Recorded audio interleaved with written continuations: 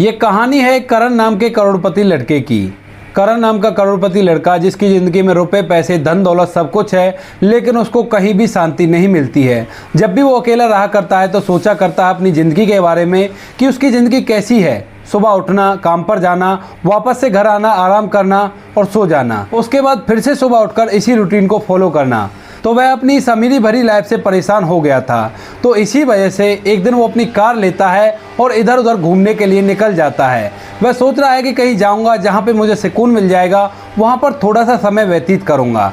इसी सोच को लेकर वह अपने घर से निकल जाता है और घूमते घूमते वो एक पिछड़े हुए गांव में पहुंच जाता है। एक ऐसा गांव था जिस गांव के अंदर ना तो बिजली थी और ना ही उस गांव के अंदर सुख सुविधाओं के सामान थे। घूमता घूमता वह वहाँ पर पहुँच गया था। वहाँ पर थोड़ी देर घूमने के बाद उसको शाम हो जाती है और शाम के समय जैसे ही वो उस गांव से लौटने की कोशिश करता है तभी बहुत तेज़ बारिश वहाँ पर होने लगती है। अब बारिश होने लगी थी लेकिन करण फिलहाल गाड़ी के अंदर था, तो वह सोचता है कि कोई दिक्कत नहीं, धीरे धीरे इस गाँव से निकल जाऊँगा। अब चलते हुए जैसे ही उसकी गाड़ी गाँव को क्रॉस करने वाली थी तभी एकदम से उसकी गाड़ी बंद पड़ जाती है। अब जैसे ही उसकी गाड़ी बंद होती है तो एकदम से उसको चिंता होती है कि अब मुझे क्या करना चाहिए। लेकिन तभी उसे ख्याल आता है कि यहाँ से मैं फ़ोन कर दूंगा और कोई ना कोई मुझे लेने के लिए आ जाएगा। उसके बाद वह अपना फ़ोन निकालता है और फ़ोन के अंदर जैसे ही देखता है तो फ़ोन के अंदर कोई भी नेटवर्क नहीं था। अब इस बात को देखकर वो थोड़ी सी चिंता में पड़ जाता है, लेकिन तभी उसे सामने एक झोपड़ी दिखाई देती है जिस झोपड़ी के अंदर से थोड़ी सी रोशनी हो रही थी। तो वह सोचता है कि क्यों ना इस झोपड़ी के अंदर जाया जाए, इन लोगों के पास कोई ना कोई फ़ोन होगा जिस फ़ोन के अंदर नेटवर्क होंगे और मैं यहाँ पर अपने लिए मदद बुला लूँगा। अब इसके बाद करण उस गाड़ी से निकल कर सीधा उस झोपड़ी में पहुँच जाता है और वहाँ जाने के बाद देखता है कि उस झोपड़ी के अंदर दो माँ बेटी रहा करती हैं। माँ काफ़ी ज़्यादा बुजुर्ग है और बेटी जवान है। बेटी देखने में बड़ी खूबसूरत है और करण जैसे ही उस लड़की को देखता है तो देखते ही पहली ही नज़र में उसे पसंद कर लेता है। उस लड़की का नाम था सोनिया।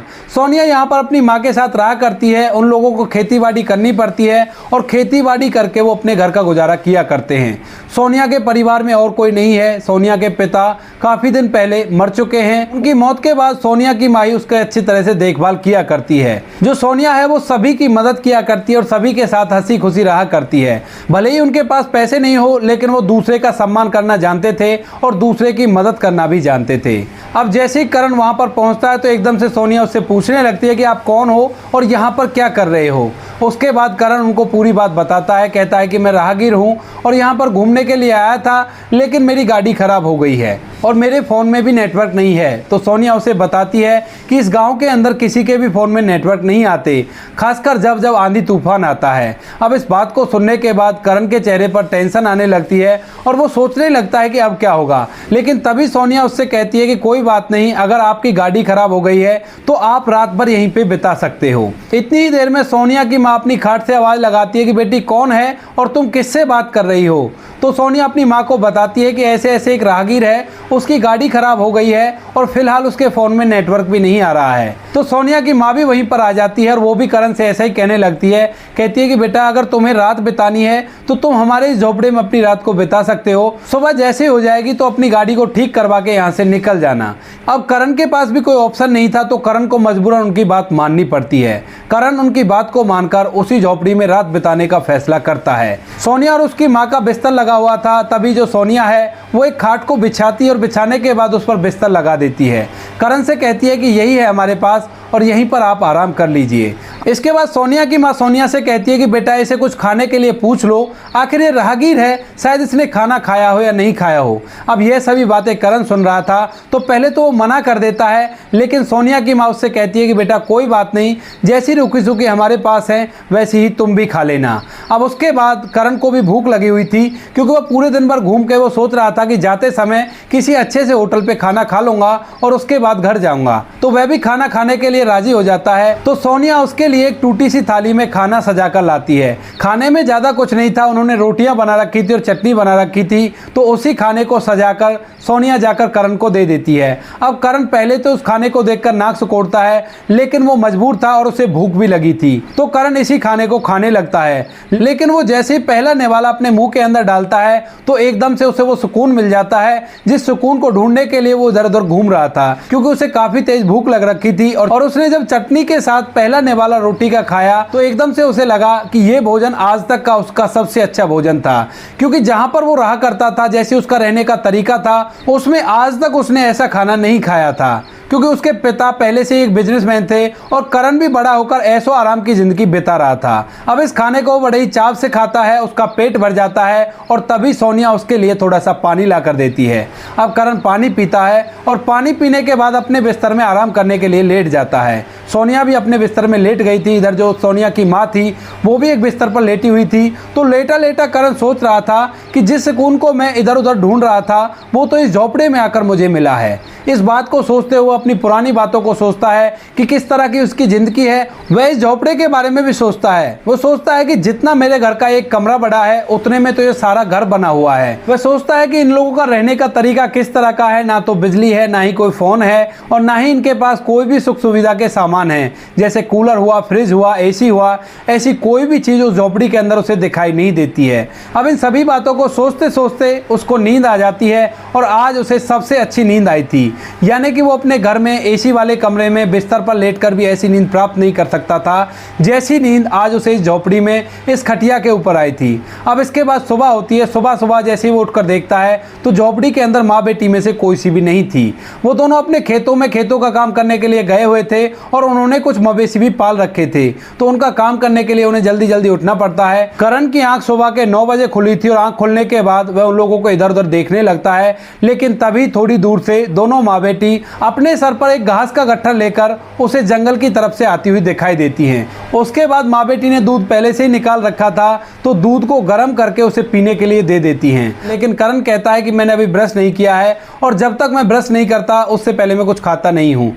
अब इस बात को सुनकर सोनिया कहती है कि यहाँ पर तो आपको ब्रश नहीं मिलेगा, अगर आपको करनी है तो आप दातुन कर लीजिए। तो एक पेड़ से वो दातुन तोड़कर करण को दे देती है और कहती है कि इससे अपने दांतों को साफ कर लीजिए। अब करण के साथ ये पहला अनुभव था कि किसी पेड़ से भी दातुन तोड़कर ब्रश किया जा सकता है। उसके बाद सोनिया ऐसी एक दातुन अपने लिए भी बनाती है और करण को इस दातुन को कर कर दिखाती है कि किस तरह से दांतों को साफ किया जाता है। और यह छवि सोनिया की करण के दिमाग में छप जाती है, उसके दिल में उतर जाती है। इसके बाद सोनिया करण को एक गांव के व्यक्ति से मिलाती है और उससे कहती है कि इनकी गाड़ी खराब हो गई है, आप इसकी जो भी मदद हो सके वो मदद कर दीजिए। इसके बाद वह व्यक्ति करण की गाड़ी को ठीक करवा देता है मैकेनिक को बुलाकर, और ठीक करवाने के बाद करण अपनी गाड़ी में बैठकर वहां से चला जाता है।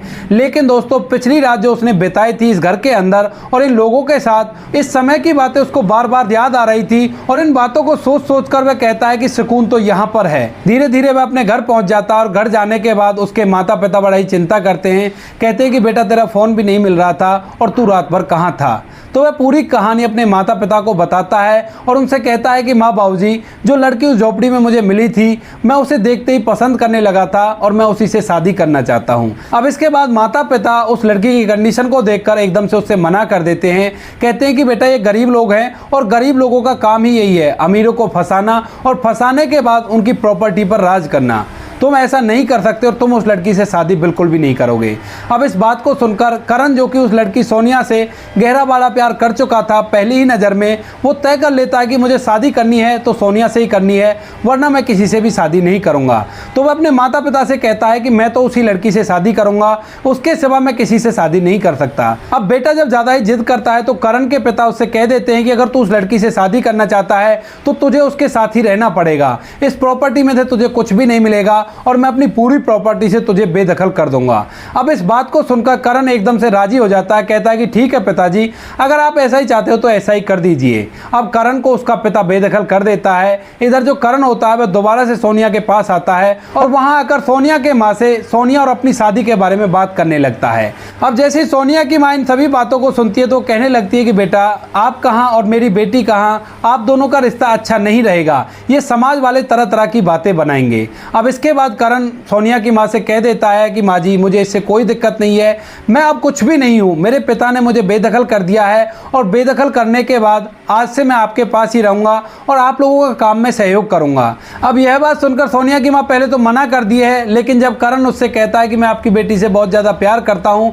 और मैं उससे अभी के अभी शादी करना चाहता हूँ, इसके बाद सोनिया की माँ भी राजी हो जाती है। और यह बात जैसे सोनिया को पता चलती है तो वो एकदम से शर्मा कर झोपड़ी के अंदर चली जाती है। सोनिया की माँ को इशारा मिल जाता है कि उसकी बेटी भी शादी के लिए राजी है, तो वो खुशी खुशी करण की शादी अपनी बेटी सोनिया से करा देती है। वह गांव के कुछ लोगों को इकट्ठा करती है और उनकी उपस्थिति में उन दोनों की धूमधाम से एक मंदिर के अंदर शादी करा दी जाती है। तो सोनिया और करण की शादी हो जाती है और शादी के बाद करण उसी झोपड़े में सोनिया के घर पर ही रहने लगता है। धीरे धीरे समय बीतता है। समय के साथ साथ करण को जिंदगी का वो सुकून मिल गया था जिस सुकून को ढूंढने के लिए वह इधर उधर घूमा करता था। अब वह खेतों पर जाया करता, खेतों का काम किया करता और एक झोपड़ा अलग से उसे मिल गया था जिस झोपड़े के अंदर वो अपनी पत्नी के साथ रहा करता था। धीरे धीरे समय बीतता और समय के साथ साथ उनको वहां पर रहते हुए 6 महीने बीत जाते हैं। अब इन 6 महीनों के बीच में जो करण है उसको जिंदगी जीने का असली अनुभव हुआ था। उसे पता चला था कि जिंदगी जीना क्या होता है और किस तरह का सुकून जिंदगी में इंसान को चाहिए। सोनिया की माँ उसे ढेर सारी बातें बताया करती पुराने ज़माने की, और इन बातों को सुनने में उसे बड़ा ही आनंद प्राप्त हुआ करता। जो आनंद उसको पार्टियों में, पबों में नहीं हुआ करता, वो आनंद उसे यहाँ पर प्राप्त होता है और इसी आनंद की तलाश में वो काफ़ी दिनों से घूम रहा था। अब 6 महीने बाद एक दिन करण बिल्कुल ग्रामीण भेष में भैंसों को चारा डाल रहा था, तभी अचानक से उसी झोपड़े के सामने एक बहुत बड़ी कार आकर रुकती है। करण ने जैसे ही उस कार को देखा था तो एकदम से पहचान लिया था कि इस कार के अंदर मेरे माता पिता हैं और कोई नहीं। इसके बाद सोनिया को भी वो कार दिखाई देती है तो सोनिया आश्चर्य से उनकी तरफ देखने लगती है। कार से करण के माता पिता उतरते हैं और उतरने के बाद करण को जैसे चारा डालते हुए देखते हैं तो उसी झोपड़े के अंदर आ जाते हैं। इसके बाद वो लोग वहां पर आते हैं और अपने एक बेटे से बात करते हैं। कहते हैं कि बेटा, कोई बात नहीं, हमसे गलती हो गई, हमें माफ़ कर दो और दोबारा से उसी घर में चलो। अब इसके बाद करण सोच विचार करता है।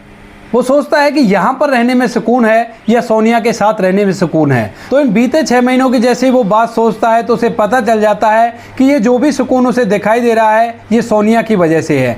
क्योंकि जब वह गांव के अंदर रहा था तो उसने कई परिवार देखे थे जिन परिवारों के अंदर जरा भी सुकून नहीं था और लोग बहुत ही ज़्यादा परेशान रहा करते थे, एक दूसरे से लड़ाइयाँ किया करते थे, एक दूसरे के साथ अच्छी तरह से टाइम व्यतीत नहीं कर रहे थे।